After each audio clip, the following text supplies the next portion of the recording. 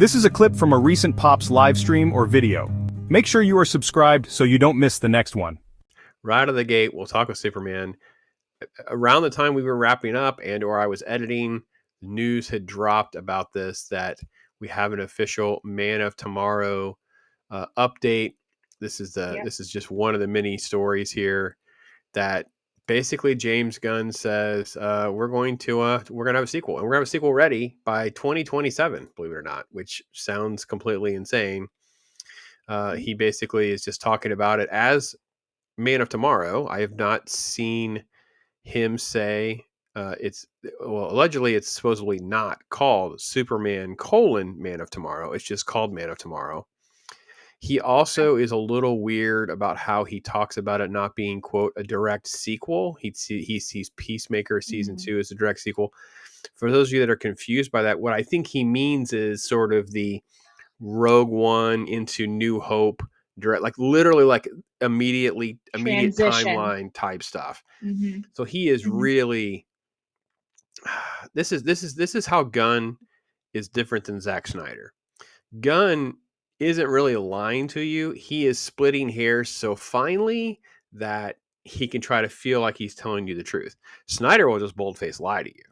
He would just bold-faced lie to you. J.J. Abrams is even worse. J.J. Abrams is the worst. They would just bold-faced lie to you and say, oh, that's not going to be Khan in this new Star Trek movie. It's not at all Khan. Its name is John. It's not. It's like, whatever, dude. So, yeah. Were you surprised by this news? And kind of what was your thoughts when you first saw it? Not really. I think the biggest thing is that we know that they're going to keep pushing for it. Gunn is in charge now, so he's trying to push as much stuff out as he can, and Superman's going to be the frontliner for most things.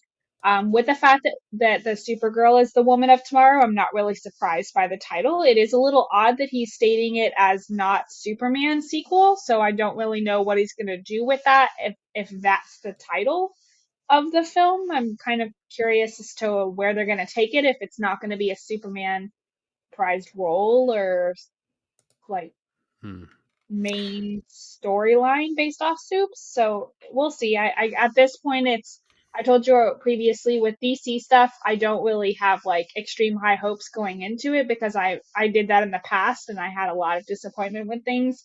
So it's more so like we'll just see what happens kind of circumstance. And I'm just hopeful that we hopefully get more introduction to some of those uncommon characters that have not gotten a lot of limelight, because I actually look forward to that more than anything. Well, and I really hope that we will, get some things that I really want out of a Superman movie. It's just not the right place for the introduction and elaborate on more of the sort of like Mr. Terrific story or whatever.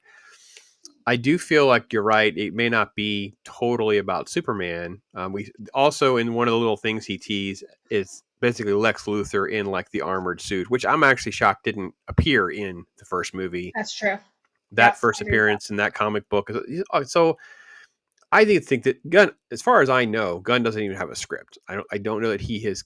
I think he's kind of danced around what he has done or not done. The fact that they're wanting to do this in 2027 is radically fast for him to not have anything in place. So I don't really understand that dynamic. I don't know what to. I think anyone who says they know anything is. I don't think James Gunn's. I think he probably has maybe some ideas and notes. Maybe he has like a treatment. He has like 30 pages. He's pitched it. He's gone all that. Yeah. He's maybe structured some of that kind of stuff. Now, one thing we do know, which hasn't been talked about much, I wanted your thoughts. There was originally a credit scene that involved Brainiac. Does that excite you at all? Well, yeah, actually. So I feel like exploring outside of the Lex Luthor realm is very interesting, and to kind of see how they intertwine Brainiac. It's odd that that was something that was deleted, so I don't know. Maybe that's something that they're hoping to implement with this, and that's why they removed it. Maybe that's kind of what they're trying to put as the forefront, so they want that to be more focused in this next movie instead of it being something that everyone sees coming. I do see that in my opinion, it's silly to remove those kinds of things, because that's the excitement that you build with your fan base by having those kind of after credit scenes are the things that we want to see. So not Mhm. implementing that at all and getting and removing it entirely is very odd to me. Maybe they just didn't feel like they had enough to work with to have that as a teaser in case they do end up putting it on the back burner again. So who knows? It could kind of Hmm. go both ways.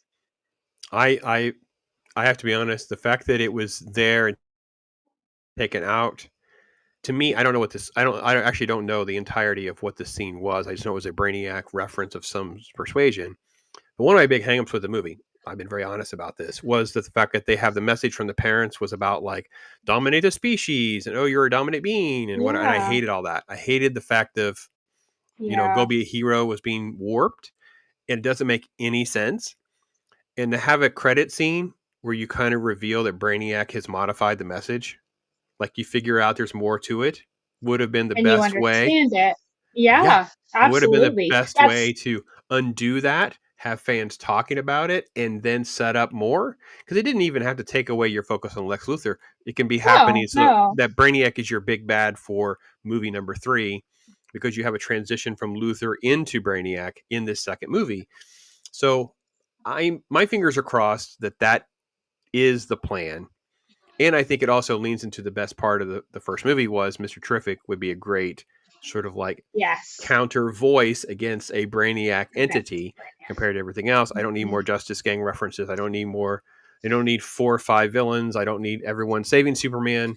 I need him to just be, in over his head and then always finding a way. He's Mr. Hero. Yep, So, yeah, shocked by the 2027. I think it's extremely fast to go from, I agree with far as we know, we have next to no script to production is that. really, really fast by modern standards. This is actually more like the way we used to make movies, but we used to actually write scripts before you started, by the way. Go back and watch like Ridley Yeah. Scott's and all of them Oh, talking about stuff. And it's like, yeah. yeah, they would be angry that they would go into a production with a script and the studio would meddle with it along the way.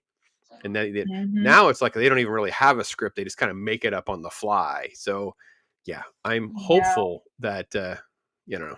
Anyway, last thoughts.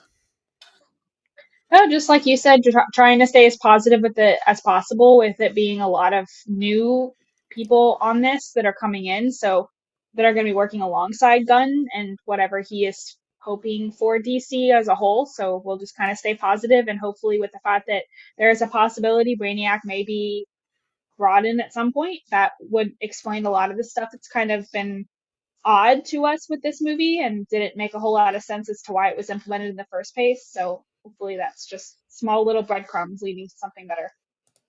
Gotcha. Gotcha. Yeah, I don't know, folks. What do you guys think about Superman? At least Man of Tomorrow, Superman 2, call it whatever you want. Mhm. I don't know what to expect. I think it's too early to know. To me, the big news is 2027 because we're going to have Supergirl next year. We'll have That's Superman very the year likely. after.